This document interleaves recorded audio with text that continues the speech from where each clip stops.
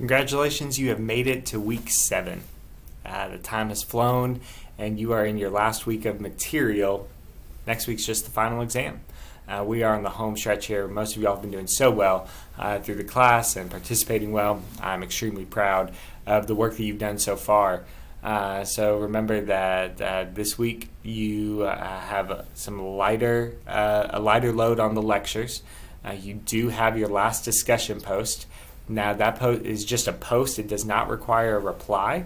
I'll talk about that more in just a minute, but that is not due till Sunday. Your paper is not due until Sunday. There's time to get your light amount of lecture in, your last discussion post, your paper, and then I tried to free up some time so that way you can spend time this week preparing for your final exam. Now your final exam is going to be just multiple choice questions, going through. It's open note, open book.